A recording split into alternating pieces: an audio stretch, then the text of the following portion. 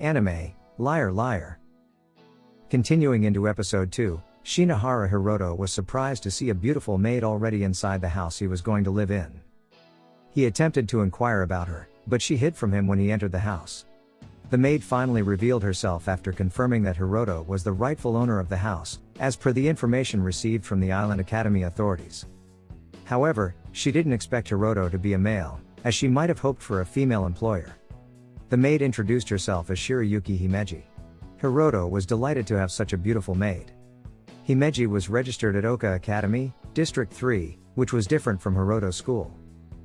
Nevertheless, due to a direct request from the headmaster of Ime Academy, District 4, Himeji would become Hiroto's personal assistant and transfer to Ime Academy along with him.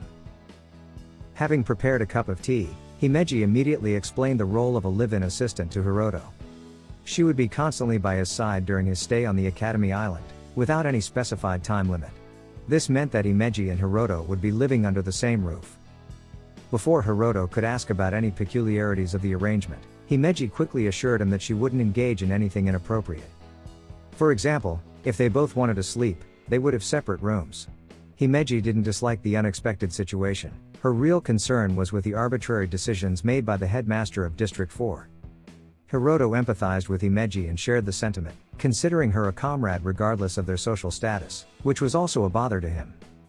Himeji spontaneously invited Hiroto to have dinner together, and without hesitation, he accepted the invitation. Hiroto didn't anticipate that Himeji would prepare so much food for herself, but since he was someone who didn't want to inconvenience others, he invited Himeji to dine with him as well. At first, Himeji declined, believing that a maid should eat after her employer had finished, but she eventually agreed to eat with Hiroto due to his invitation.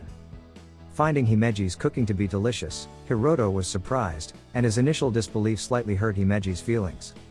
Nonetheless, Hiroto sincerely praised Himeji's cooking, albeit his blunt nature sometimes got the best of him, as he didn't consider Himeji to be a bad person and didn't mind her feelings getting hurt. After finishing dinner, Himeji invited Hiroto into a secret room within his current house to discuss a strategy for easily obtaining the 7th star by resorting to cheating, with the assistance of an organization called Company. Himeji herself was one of the top agents working undercover as Hiroto's maid. To prevent any intruders from leaking the secret data that Hiroto would be using, Himeji presented her plan offline, ensuring it would be hard to detect any hacking attempts on the network used at the time.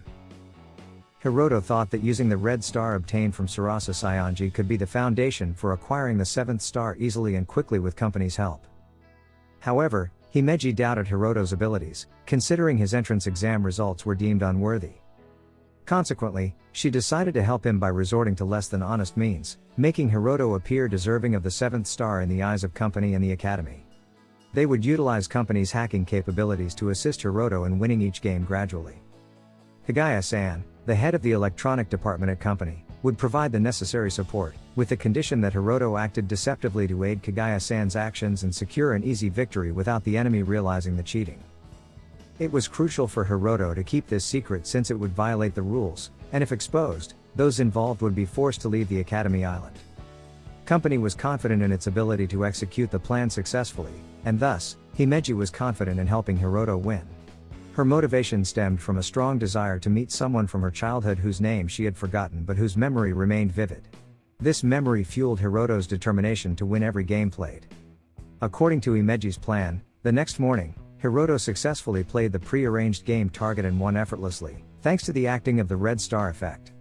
He was delighted with Company's work, which had helped him secure a victory in the first game of the day. After the first game was completed, Himeji would continue her mission to ensure Hiroto's victory in the second game, scheduled for the afternoon at the designated gaming area set up by the school. Before heading to the arena, Hiroto took the opportunity to visit his own school to find out his class and meet some of his classmates. He encountered Fuka Tatara, his classmate and class representative, as well as Tsuji Yuki, another classmate. Since he was chosen as a volunteer player for the inter-school tournament, he asked Fuka why their school was so passionate about gaming. Fuka replied that their school was one of the top 5 on the Academy Island, and to maintain that status, most students were enthusiastic about games, following the directives of Headmaster Ikinos. Hiroto's opponent for the upcoming match had been determined. He would face Haru Urasaka, a senior from District 11.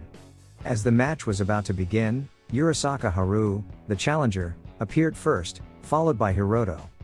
The gaming tournament event would be live-streamed through the school's YouTube channel, and the stadium was already bustling with excitement, promising to be a grand and lively occasion. Unbeknownst to Hiroto, the guest star for the event was Saionji Sarasa. Hearing Sarasa giving her speech, Hiroto seemed somewhat uncomfortable, as if he didn't want Sarasa to be present for any reason. Kazami Suzerne and Sarasa would be the commentators and analysts for Hiroto and Haru's upcoming game. Haru, as the challenger, chose the game, a 100-meter race where they could use anything they liked as transportation. Haru was confident in defeating Hiroto and had prepared a modified motorcycle to secure victory. However, Hiroto, with his arrogance, wasn't going to be easily defeated. Haru's motorcycle entered the racing arena, but Hiroto, ready without using any equipment, was determined to face the challenge. Himeji had given Hiroto instructions to facilitate his strategy. Knowing that Haru's ability was to remove speed limits, acceleration, and safety features from any interfering opponents, Hiroto had no choice but to rely on Himeji's instructions. Although he felt fearful inside, Hiroto's arrogance annoyed Haru. The race began, with Haru speeding off rapidly. However, Hiroto had chosen the full cancellation ability, augmented 3 times stronger through hacking to counter Haru's skills. Instantly, Haru's motorcycle came to a complete stop due to the effects of Company's hacking. Haru was protected by a mat placed by Company, so she wasn't harmed when thrown off her bike. Hiroto casually walked towards the finish line. He explained the deception behind his abilities, full cancellation, forced stop, and the safety features he mentioned were all part of his lies. He won the game easily with the help of Company's hacking, as without it, Hiroto would have surely faced a crushing defeat. After the event concluded, Hiroto wanted to return home immediately, but he was intercepted by Sarasa, who felt disappointed not to witness Hiroto's defeat and humiliation. However, on the other hand, she was pleased because she had won the game and had been the one to defeat Hiroto. Sarasa tugged at Hiroto's tie, fearing it would rip. She asked him not to pull away. It seemed like Sarasa was treating Hiroto roughly. Hiroto held a paper he received from Sarasa, inviting him to meet elsewhere without anyone accompanying him. On his way to meet Sarasa, Hiroto knew that Himeji was keeping a close watch on him from a distance. He didn't want to be disturbed or discovered during his meeting with Sarasa, so he had asked Himeji to comply with his request, allowing him a bit of freedom. The location Sarasa referred to was a somewhat secluded cafe, not easily visible from afar. Sarasa appeared visibly annoyed with Hiroto for being late. Without beating around the bush, Sarasa wanted Hiroto to tell her about his life before entering the academy. In return, Hiroto was curious about what had actually happened to the real Sarasa. The fake Sarasa, also known as Akabane Rina, explained that the real Saionji Sarasa had been kidnapped, and no one, including Rina and the Saionji family, knew her whereabouts. Since no one recognized the real Sarasa's face, Rina was chosen by the Saionji family to take her place to preserve the family's reputation. This put a burden on Rina as she had to indirectly maintain the Saionji family's reputation. Hiroto understood why Rina sought his help due to his possession of the Red Star. He empathized with Rina's situation and agreed to help her. However, if Hiroto were to lose the game, it would trap them both in a difficult situation, leading to their forced expulsion by the authorities on the Academy Island.